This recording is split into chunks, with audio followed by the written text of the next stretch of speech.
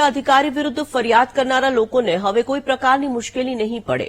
એસીબીએ આવા લોકો માટે કેર પ્રોગ્રામની શરૂઆત કરી છે.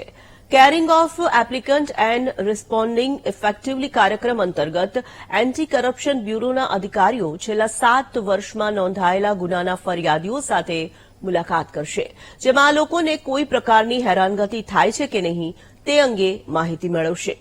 એસીબી આ કાર્યક્રમ અંતર્ગત એક પરિપત્ર પણ બહાર પાડ્યો છે, જેમાં એસીબીમાં આવતા વ્યક્તિ સાથે સુમેળભર્યું વર્તન કરવાનો ઉલ્લેખ કરવામાં આવ્યો છે. સાથે જ આદેશ આપવામાં આવ્યો છે કે ફરિયાદીને ફરિયાદ બાદ આક્ષેપિત વિભાગ દ્વારા કોઈપણ હેરાનગતિ નહીં થાય તેવી ખાતરી આપો. આ ઉપરાંત ફરિયાદીને ફરિયાદના કામે મદદરૂપ થવા વાહન કે અન્ય કોઈ લોજિસ્ટિક સપોર્ટની જરૂર હોય તો સંબંધિત એકમના મદદનીશ નિયામકે વ્યવસ્થા કરી આપી. જરૂર જણાય ફરિયાદીને ઇલેક્ટ્રિક સંસાધનોના ઉપયોગ બાબતે સમજ કરવાની રહેશે. ઉપરાંત ફરિયાદીને ફરિયાદ કર્યા બાદ કોર્ટમાં કેસ ચાલે ત્યાં સુધી આરોપી તરફથી કોઈપણ પ્રકારની હેરાનગતિ કરવામાં નહીં આવે તેની ખાતરી આપવી.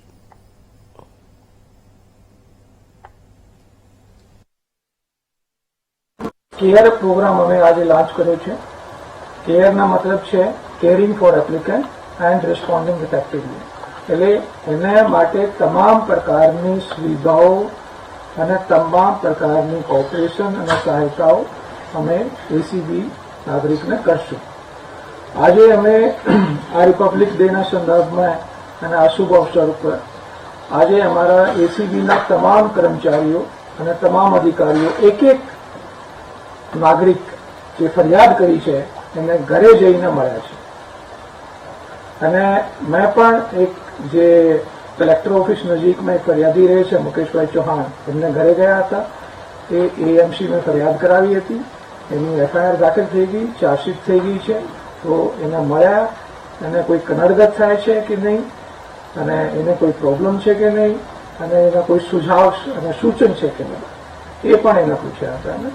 અને અમારા બંને જોઈન્ટ ડાયરેક્ટર એ પણ ગયા છે, એ પણ નાગરિકને મળ્યા છે અને ફરિયાદીને મળ્યા છે. અને જોઈન્ટ ડાયરેક્ટર બિપિન હેરિયા સાહેબ એ બે નાગરિકોને, બે ફરિયાદીઓને મળ્યા છે.